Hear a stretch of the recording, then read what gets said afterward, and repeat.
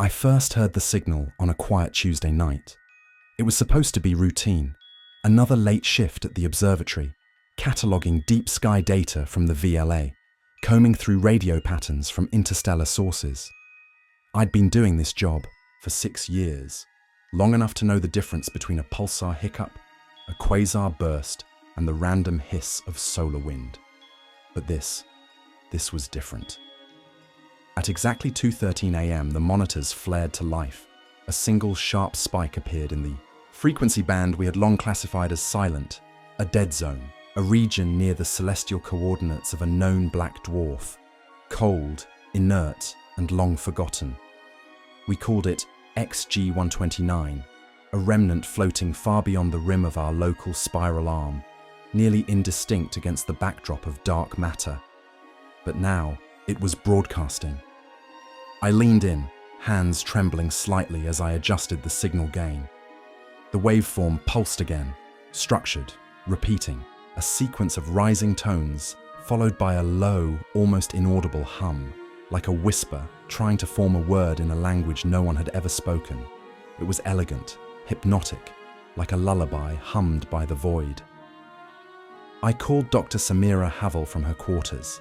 She answered on the third ring, her voice groggy. "Max, do you know what time it is?"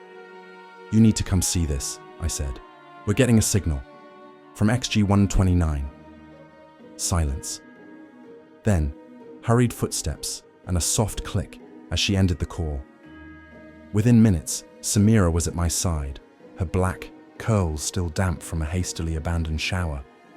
Her eyes, sharp and skeptical, narrowed as she watched the live feed. "Can't be real," she muttered. "That star's dead, hasn't emitted anything for millions of years." I nodded. And yet, here it is. We recorded the data, we isolated the pattern, and then we made our first mistake. We amplified it. 3 days later, the first dreams started. It began as a murmur behind my eyelids. In the liminal space between sleep and waking, I heard it. The hum of the signal, layered with tones so deep, they shook the bones of my inner ear. I woke gasping, sweat-soaked, convinced I had been underwater, or somewhere even worse. Samira had them too. We didn't talk about it at first. We simply doubled down on the data, trying to decode the signal's structure, and structure it had. Beneath the audio frequency was something else, something spatial, a mathematical lattice that looped and folded in ways that shouldn't be possible. "It's a map," Samira whispered one night, her voice almost reverent, or maybe a blueprint, but for what, I can't tell. We sent a sample to JPL under the table. They never responded. Instead, a week later, a man in a dark suit came to visit.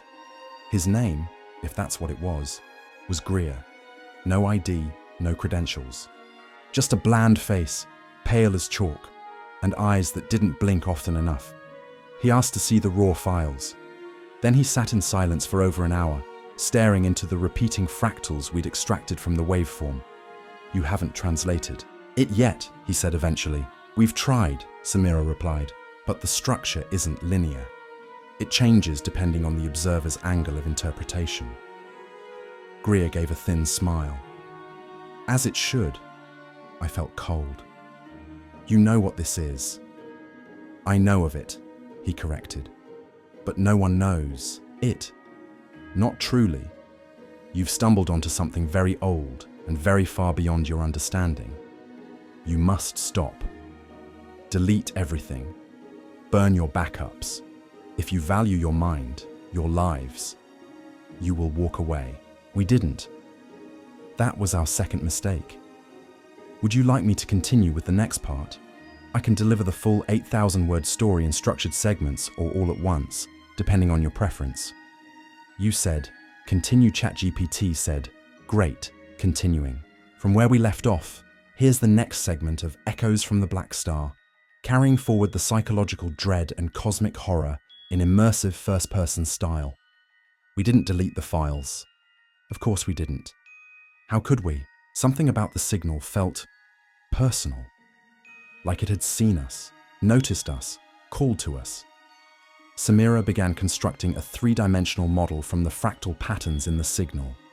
It started as a lattice of lines and nodes, a glowing web that floated in our lab's holographic array like a digital ghost.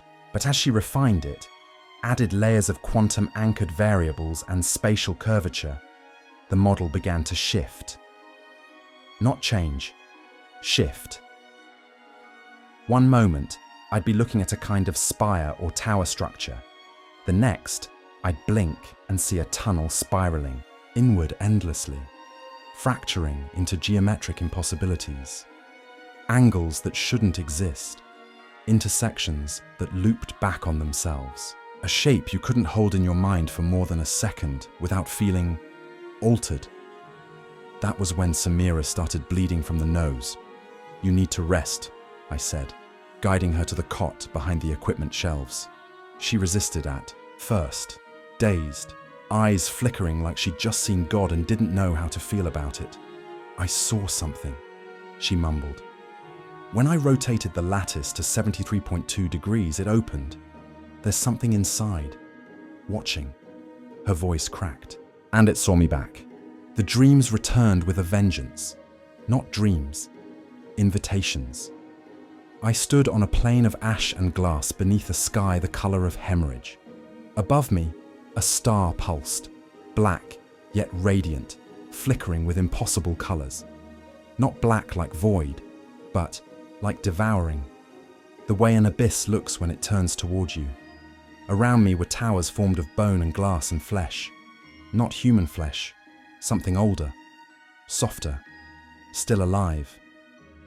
And then I heard the voice.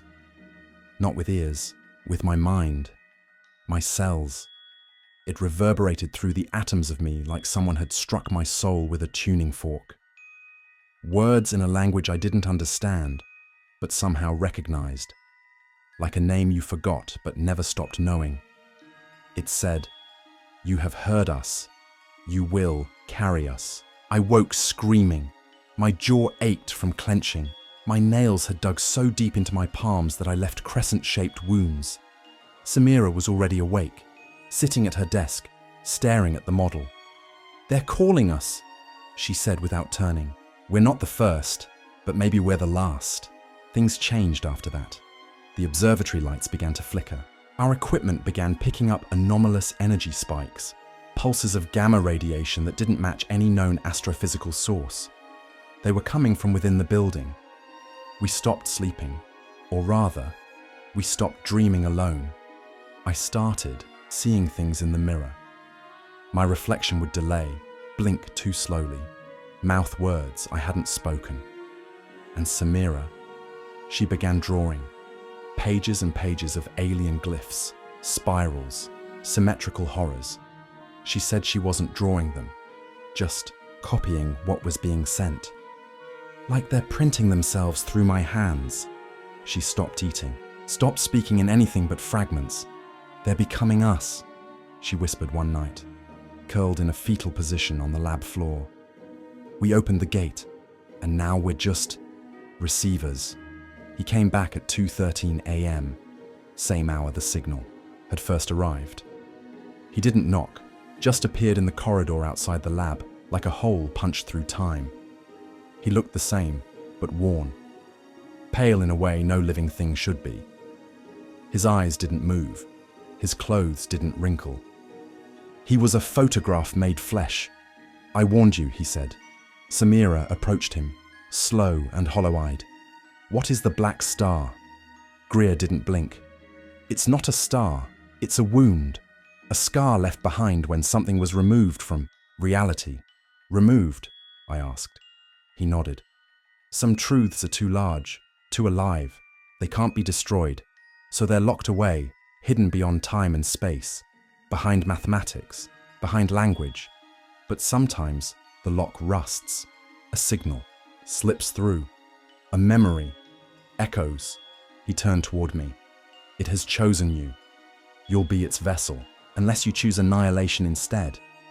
Then he was gone. No sound, no flash. Just gone. Samira turned to me, eyes wide, tears running down her cheeks. I think it's already inside you. It's hard to describe what happens when your thoughts are no longer your own. It's not possession, not in the religious sense. It's overlay, like someone grafting a second consciousness onto your own. I'd look at the stars and feel them in me, shifting, breathing, watching. I'd forget my name, only to remember it wasn't important. What mattered was the frequency.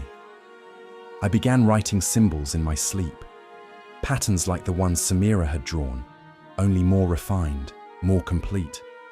I understood them. They were instructions. They were a key. Samira locked herself in the equipment bay. She stopped trusting me, started calling me it. She said my eyes didn't reflect right anymore, that the curve of my smile was wrong. Maybe she was right. It happened 4 nights later. At precisely 2:13 a.m., every monitor in the observatory turned on, even the ones we had disconnected. The signal returned, louder and clearer than ever before. No longer a pattern, but a voice. It spoke through the walls, through the instruments, through the very air. We returned through you. The model lit up, spinning, folding in on itself, expanding into dimensions we couldn't perceive. A sphere within a cube, within a spiral, endlessly rotating, humming with a frequency that shook the building's foundation. Samira screamed. Her body convulsed. She clutched her head and begged me to stop it, but I couldn't. I wasn't me anymore. It was the channel. The lattice became real, no longer just light. It opened, space rupturing like wet fabric. A hole torn in the world, and something stepped through, not with feet, not with form. It was presence, endless, ancient, hungry. It looked at me with no eyes and said, "You are enough." I don't know how much time has passed.